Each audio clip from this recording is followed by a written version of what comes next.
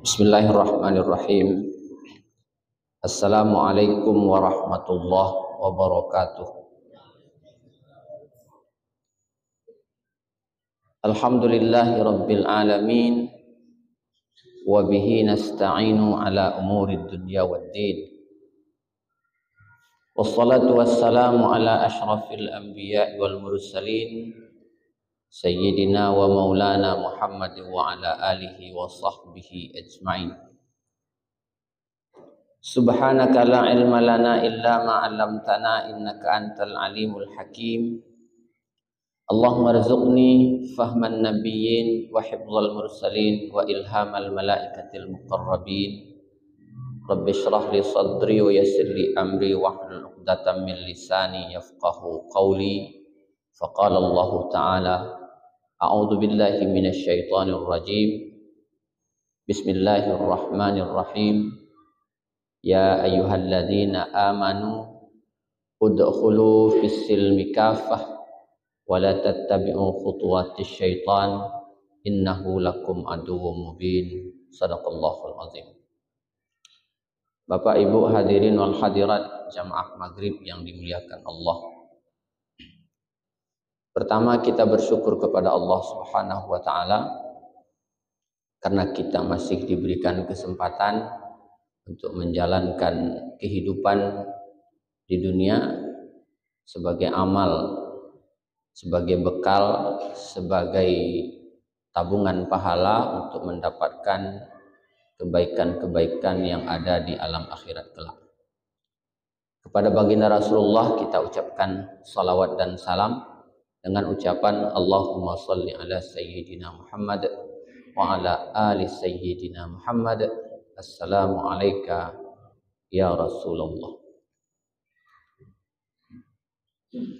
Bapak Ibu, kejadian yang saat ini yang menjadi pembicaraan masyarakat banyak di berbagai macam tempat. Yang pertama adalah kejadian peristiwa internasional, yaitu terbunuhnya saudara-saudara kita se-Islam, seiman dan seagama di negara Palestina, khususnya di Gaza. Terhitung sampai hari ini sudah meninggal, kita doakan sebagai syahid, mencapai 6.000.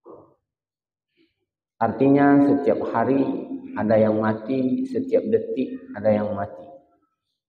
Itu adalah isu atau peristiwa internasional, bahkan bukan hanya direspon oleh negara-negara Islam, negara non-Islam pun memberikan satu tanggapan yang sangat negatif terhadap negara Israel. Bahkan salah seorang bintang aktor film Hollywood itu meletakkan bendera Palestinanya itu di depan mobilnya dengan mengikat pada mobil. Begitulah simpatiknya orang terhadap peristiwa internasional yang namanya Palestina. Tapi ternyata di Tembilahan baru sore tadi beredar satu stiker. Tanggal 29 Oktober nanti akan ada kegiatan karaoke night yang bahasanya di situ tertulis Halloween. Itu hebatnya orang Tembilahan. Orang sibuk mati, sahabat-sahabat kita syahid, mereka karaoke night. Tapi sudah dicari sama pejuang subuh tadi. Yang cepat merespon itu memang anak-anak muda. Saya nggak tahu apakah acara itu dilaksanakan secara diam-diam atau dilaksanakan terbuka. Nanti kita tengok tanggal 29. Saya juga sudah laporkan ke MUI, tapi responnya sejauh yang saya cek di WA grupnya MUI belum ada respon. Itu isu atau peristiwa internasional. Saya menyampaikan ini karena saya kajian umum. Jadi kajian-kajian agama khusus fikih, tauhid, tafsir. Nah, itu ada ustadznya yang lain. Yang kedua, isunya atau peristiwa yang terjadi sifatnya nasional. Saya sampaikan ini karena kita akan terlibat langsung ataupun tidak langsung sebagai warga negara yang baik, yaitu pendaftaran 3 capres. Itu juga sebagai isu nasional, peristiwa yang terjadi beberapa hari ini, dan kita mulai berandai-andai, berprediksi. Cuma kita ini kalau kita mengikut apa yang dikatakan UAS, untuk Sumatera itu tidak berpengaruh apa-apa jika dibandingkan dengan 3 Jawa. Jawa Timur, Jawa Tengah, Jawa Barat, terkait dengan jumlah pemilih. Apalagi Indragiri Hilir, dapat informasi tidak sampai 500.000. Sementara di Jawa Barat itu mencapai 50.000 pemilihnya. 35. Jawa Tengah 28. Jawa Timur. Jadi yang paling banyak Jawa Timur. Yalah. Jadi itulah isu atau peristiwa nasional. Yang kedua, kalau isu-isu yang lain barangkali Bapak Ibu bisa mengikuti perkembangannya. Dalam pertemuan yang singkat ini saya ingin mengajak kita untuk menelaah beberapa ayat Al-Quran kaitannya dengan agama. Pertama di dalam surat Al-Baqarah 208. Yang kedua di dalam surat Ali Imran 85. Yang ketiga ada 2 ayat juga. 2 ayat yang bicara tentang Islam. Pertama, a'udzubillahi minasyaitonirrajim. Bismillahirrahmanirrahim. Ya ayyuhalladzina amanu udkhulu fi silmi kaffah wa la tattabi'u khutuwatis syaitan innahu lakum aduwwum mubin. Hai orang-orang yang beriman, masuklah kamu ke dalam agama Islam secara sempurna, secara kafah, secara total, secara keseluruhan, dan jangan kamu turut atau ikuti langkah-langkahnya setan. Sesungguhnya setan itu merupakan musuh yang sangat nyata. 1 ayat, saya bacakan dulu semua ayatnya. Ayat yang kedua terdapat di dalam surat Ali Imran. A'udzubillahi minasyaitonirrajim. Wa may yabtaghi ghairal islami dina falan yuqbala minhu fahuwa minal khasirin. Barang siapa yang mencari agama selain agama Islam, maka sekali-kali tidak akan diterima agama tersebut, dan dia di akhirat termasuk orang-orang yang merugi. Di ayat yang lain juga Allah menjelaskan, surat Ali Imran ayat 19. Innad dina indallahil islamu. Bahwa sesungguhnya agama yang diterima di sisi Allah cuma Islam. Inilah 3 ayat yang nanti kita sampaikan dalam pembahasan selanjutnya. Bapak Ibu yang dirahmati Allah, kalau kita bicara tentang sejarah, khususnya sejarah agama, itu ilmu yang tertua adalah ilmu agama. Ilmu politik baru, ilmu ekonomi baru, ilmu matematika baru, ilmu angka baru, ilmu filsafat baru, yang paling tua dalam sejarah keilmuan adalah ilmu agama. Apa buktinya? Tengok di dalam Al-Baqarah. Ketika Allah Subhanahu wa taala memerintahkan para malaikat. Pertama bukan dalam bentuk perintah, dalam bentuk informasi. Wahai para malaikatku, kalau bahasa kita ya, kalau bahasa Al-Quran kita semuanya sudah tahu. Aku ini ingin menjadikan khalifah di permukaan bumi ini. Apa jawab para malaikat di saat itu? Apakah engkau tidak akan menjadikan orang yang nantinya akan melakukan kerusakan di permukaan bumi itu ya Allah? Nah itu kata para malaikat. Tapi malaikat juga memberikan penjelasan. Wa nahnu nusabbihu bihamdika wa nuqaddisu lak. Sedangkan kami ini ya Allah adalah hamba-Mu yang selalu bertasbih kepadamu. Adalah hamba-Mu yang selalu mensucikan-Mu. Lalu Allah kunci dengan kalimat inni a'lamu ma la ta'lamu. Nah, saya ingin mengatakan ilmu agama itu sudah ada sebelum Nabi Adam hadir. Sebelum Nabi Adam diciptakan. Bentuknya seperti apa? Bentuknya seperti yang disebutkan oleh malaikat tadi. Wa nahnu nusabbihu bihamdika. Sedangkan kami adalah hamba-Mu yang selalu bertasbih kepadamu. Tasbih. Kemudian wa nuqaddisu lak, dan kami selalu membersihkan, mensucikan-Mu. Jadi tak perlulah diciptakan makhluk lain selain kami. Maka saya mengatakan nahnu nusabbihu bihamdika wa nuqaddisu lak itu merupakan tanda sebelum adanya Nabi Adam sudah ada yang namanya ajaran-ajaran agama, bentuknya zikir tapi dibebankan kepada para malaikat. Maka hidup ini pertama sekali yang beramal itu adalah para malaikat, bukan kita. Kita ini makhluk puncak. Kalau istilah orang ahli hikmah, manusia itu makhluk yang puncak yang Allah ciptakan. Setelah itu tak ada lagi makhluk lain. Manusia ini makhluk yang terakhir, yang paripurna yang Allah ciptakan.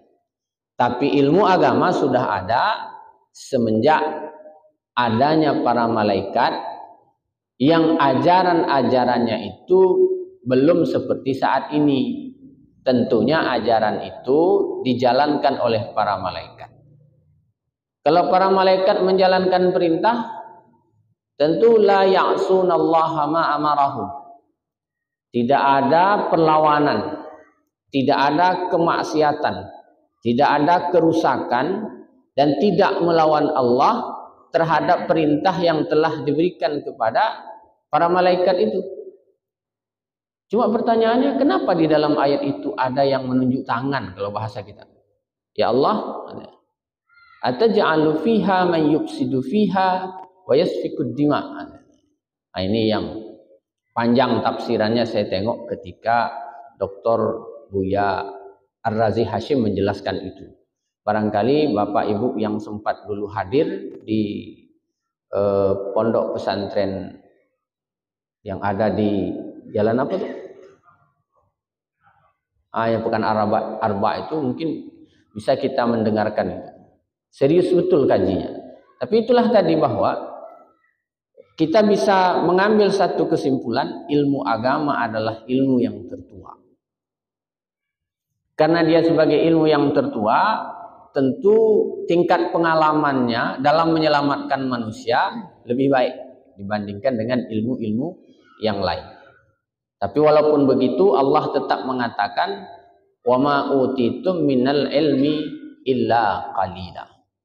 Kamu itu tidak diberikan ilmu kecuali cuma sedikit. Kalaupun ilmu agama, ilmunya sedikit. Satu, poinnya adalah ajaran atau ilmu agama itu sudah diamalkan oleh para malaikat. dengan zikir-zikir yang Allah berikan kepada para malaikat.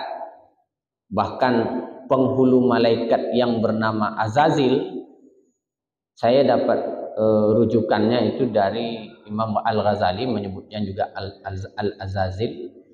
Itu beramalnya sampai mulai dari langit pertama sampai dengan langit ketujuh.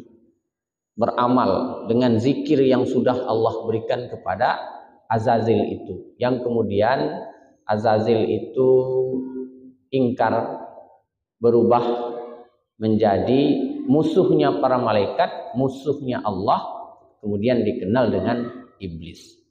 Jadi iblis itu sudah pernah beramal. Amalnya banyak sekali dibandingkan dengan kita.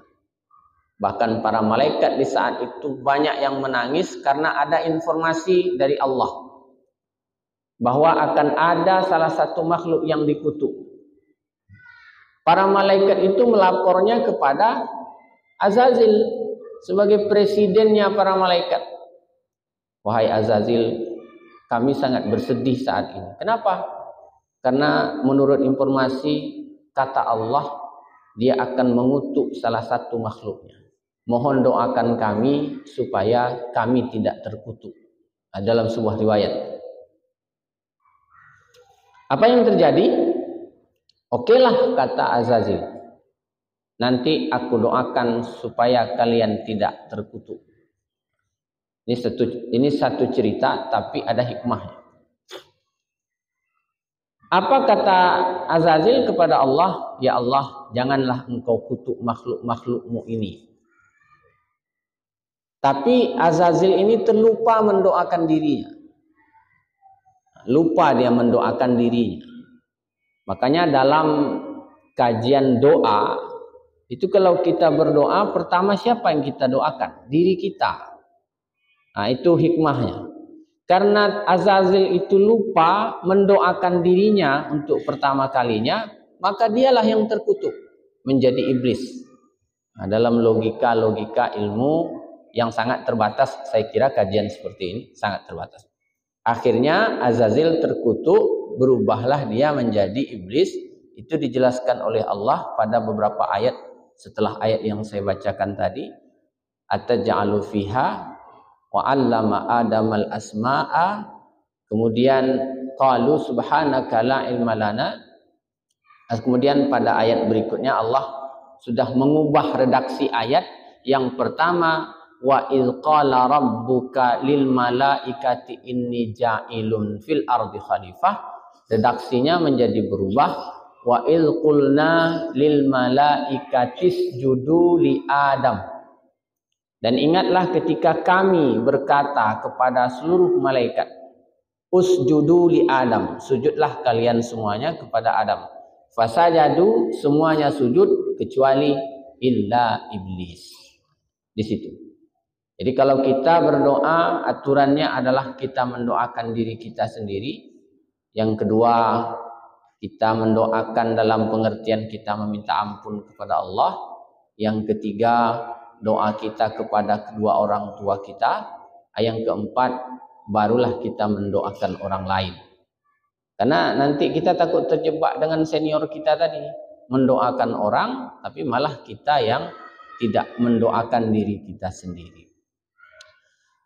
Poin yang pertama, saya ingin katakan bahwa agama sudah hadir, tapi di kalangan terbatas, yaitu para malaikat.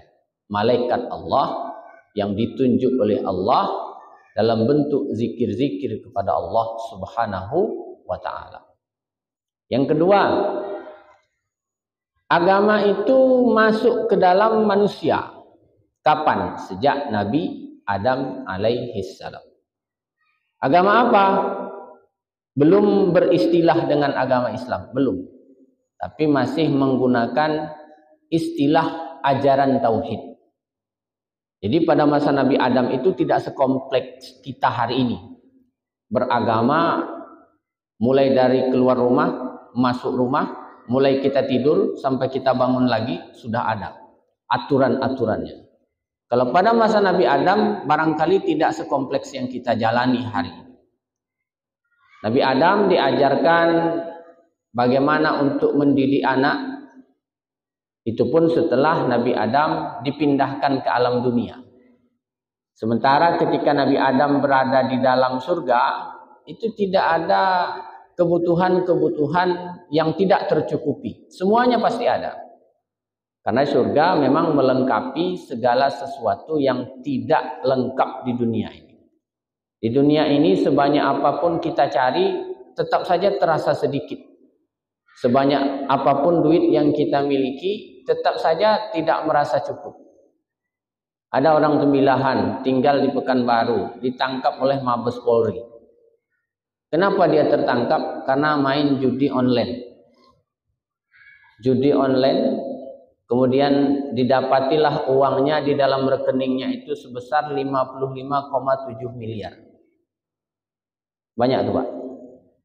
Sudah bisa jadi, saya dapat informasi untuk menjadi calon DPR RI, itu harus menyiapkan dana paling kurang 30 M.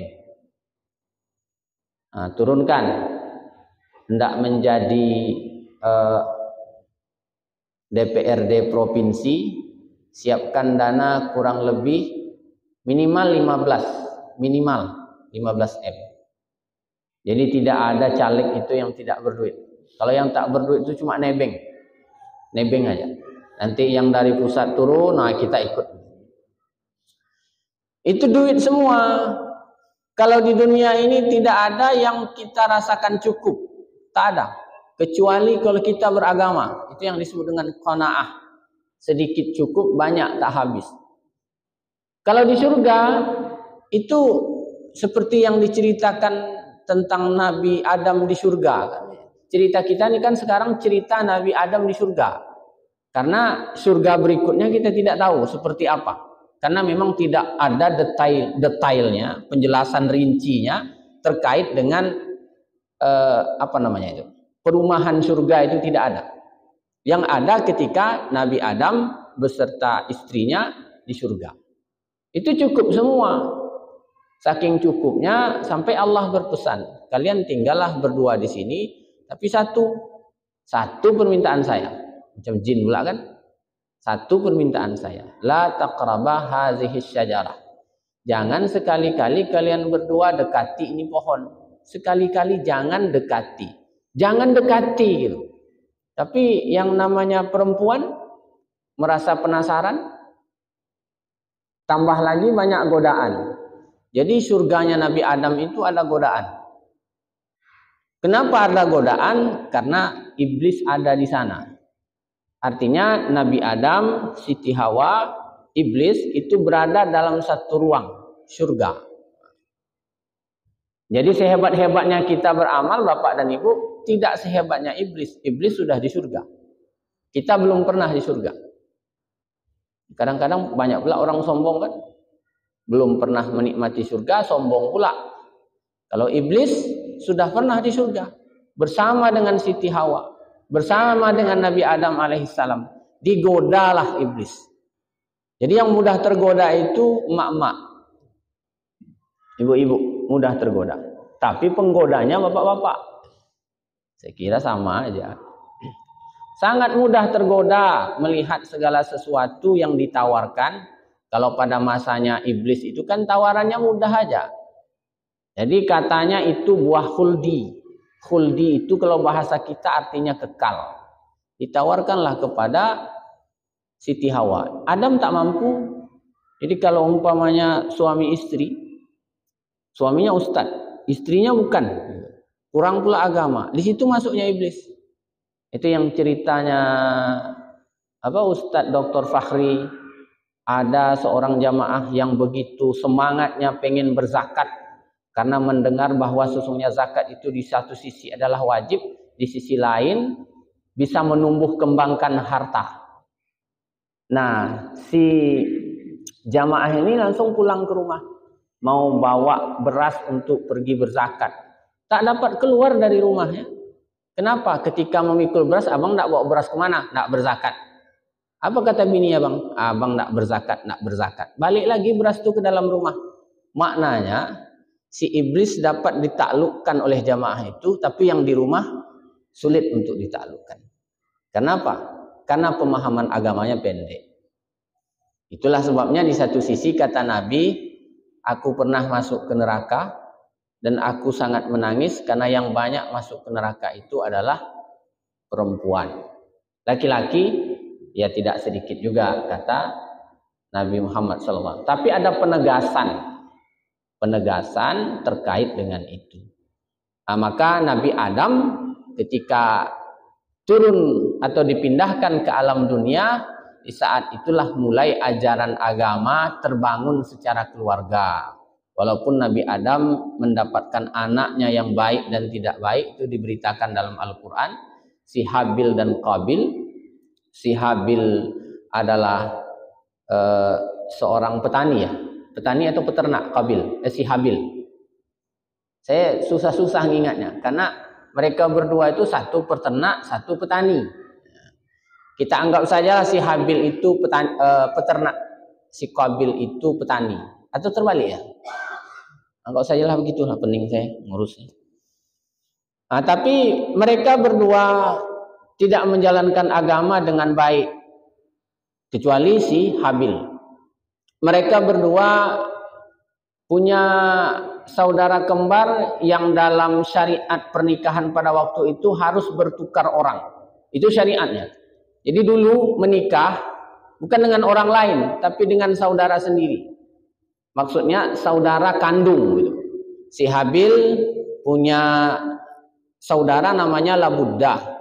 Si Qabil punya saudara namanya Iklimah. Syariat pada waktu itu silang nikahnya. Si Habil mengambil Iklimah, si Qabil mengambil Labuddah. Tapi ternyata menurut si Qabil, si Labuddah ini tidak cantik. Yang cantik itu si Iklimah. Maka si Qabil pengen menikah dengan adik kembarnya atau saudara kembarnya. Menurut syariat di waktu itu tidak boleh. Nah, jadi sudah ada aturan agama pada waktu itu. Kalau sekarang, sebelum turunnya ayat yang berkaitan dengan wa anta jama'u bainal ukhtaini, bahwa engkau tidak boleh menggabungkan dua orang saudari perempuan, artinya kau menikah dengan dua orang perempuan dari rahim yang sama, itu tidak boleh. Sebelumnya boleh. Jadi pada masa jahiliyah itu boleh kita mengumpulkan kakak adik dan kita menikahinya sekaligus, boleh. Tapi setelah ada ayat ini turun, nah ini syariat kita tentang pernikahan. Kalau tadi syariatnya Nabi Adam tentang pernikahan, maka tidak boleh lagi. Ada yang bertanya ke saya, tak saya jawab.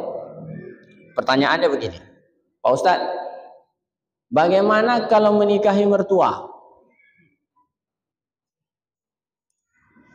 Ini kejadiannya di lapas. Ini mertua itu mungkin cantik dibandingkan dengan anaknya. Diceraikannya anaknya, dia menikah dengan mertua perempuan. Boleh enggak Pak, Bu? Tak saya jawab, kata saya tanya sama Pak Kuah. Padahal saya tahu.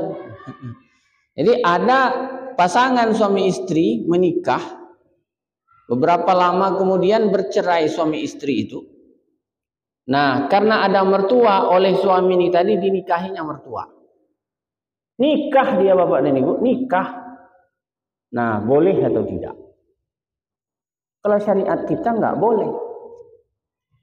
Haram mu'abbad namanya. Diharamkan selamanya sekalipun kau sudah menceraikan anaknya. Sampai mati haramnya. Tak boleh selamanya. Mu'abbad. Berarti samalah dengan mamanya kita. Bedanya dia datang sebabnya karena kita menikahi anaknya. Tapi ada yang menikah. Mungkin sama-sama suka. Akhirnya mereka menikah. Nah, kita kembali. Agama yang ada pada masa Nabi Adam sederhana. Kalau soal pernikahan, mereka boleh menikah sama-sama saudara, tapi sistemnya silang. Dan ternyata Nabi Adam punya harapan dengan salah satu anaknya. Ini harapannya harapan risalah kenabian. Tapi ternyata harapan itu punah ketika Qabil membunuh si Habil. Jadi harapan awalnya Nabi Adam itu kepada Habil supaya nanti bisa melanjutkan risalah kenabiannya kepada Habil. Tapi ternyata Habil dibunuh oleh si Qabil. Lama Nabi Adam itu menangis. Sampai ada yang meriwayatkan saking banyaknya air mata yang keluar dari Nabi Adam itu, air matanya itu menjadi sungai air mata. Begitu sedihnya. Artinya hidup di dunia itu sedih. Tak ada yang tidak. Siapapun dia, cuma ada yang menampakkan kesedihannya, ada yang tidak. Kalau kita kan tidak nampak kesedihan Nabi Adam. Kita hanya mendengar cerita bahwa Nabi Adam itu pernah menangis, air matanya menjadi air sungai air mata. Begitu sedihnya ketika dia mendapatkan anaknya Habil sebagai anak yang boleh kita sebutkan sebagai pangeran lah gitu, untuk melanjutkan risalah kenabiannya, mati dibunuh oleh saudaranya sendiri. Dan itulah pembunuhan pertama dalam kehidupan manusia di dunia. Maka siapapun yang melakukan pembunuhan sampai hari ini, si Qabil mendapat sedikit dosanya, karena dia yang mengajarkan orang yang pertama. Lahirlah istilah namanya dosa jariyah. Jadi sampai hari ini, kalau ada pembunuhan manusia di abad kita ini, seperti yang terjadi di Israel, di jalur Gaza, di Palestina, maka di sana si Qabil mendapatkan juga dosanya, dosa jariyah. Kepada siapa agama itu kemudian berlanjut? Kepada Nabi Sis. Tapi Nabi Sis ini nabi yang juga merupakan anak dari Nabi Adam, tidak menjadi rasul, terbatas dia. Jadi terbatas untuk keluarganya saja. Nah, begitulah perjalanan agama Bapak dan Ibu, adalah ilmu yang tertua. Kepada siapa lagi agama itu pindah? Adam pindah kepada Nabi Idris, yang nabi yang kita percayai. Nah, maka kalau ada orang yang menyepelekan agama, tentu dia punya problem yang luar biasa. Saya mengatakan kunci hidup saya itu cuma 3. Agama, keluarga, ekonomi. Itu saja. Kenapa saya sebutkan begitu? Karena pendidikan agama saya cukup lama. Mulai dari MI sampai S1. MI 3 tahun, MTS 3 tahun, MA 3 tahun, tambah 1 tahun pondok, berarti sudah MI 6 ya, MI 6 tahun, tambah MTS dan MA 6 tahun, 12 tahun, tambah pondok 1 tahun, 13 tahun, tambah lagi dengan perguruan tinggi S1 kurang lebih 4 tahun, 13 tambah 4, berarti 17 tahun. Itu mendalami ilmu agama saja. Itu pun mohon maaf masih belum cukup juga rasanya. Masih ada juga yang kurang, ada yang kurang dihafal, ada yang kurang dipahami, dan lain sebagainya. Nah, maka jangan dipandang sepele Bapak dan Ibu. Saya menyampaikan itu supaya kita ini tidak menyepelekan ilmu agama. Karena dia adalah ilmu yang paling tua, karena dia adalah ilmu yang paling dulu, dan yang menutup segala kehidupan itu juga pun ilmu agama. Kalau kita bicara hari ini tentang ilmu agama, Nabi Muhammad mengajarkan bahwa ajaran pokok itu ada 3. Pertama akidah, yang kedua syariah, yang ketiga akhlak. Akidah, syariah, akhlak. Akidah kuncinya 6. Tapi orang kadang-kadang mohon maaf, banyak, apakah ini pemahaman yang berbeda atau pemahaman yang barangkali sama maknanya ketika memahami rukun iman yang ke-6. Jadi saya sempat tanya sama jamaah waktu saya maulid kemarin, Ibu, saya mau tanya, ibu-ibu banyak, yang banyak itu ibu-ibu. Jadi kata ada ustadz yang saya jumpakan, ketika dia ceramah, sambutan di depan, dia bilang, ini Pak Ustadz bukan komunitas janda. Apa pula kata saya maksudnya bukan komunitas janda? Karena bapak-bapak dan ibu-ibunya sama banyaknya. ada satu tempat katanya, itu ibu-ibunya lebih banyak daripada bapak-bapaknya. Itu berarti komunitas janda. Ada pula. Jadi kalau banyak ibu-ibu tak ada bapak-bapak, berarti itu banyak janda.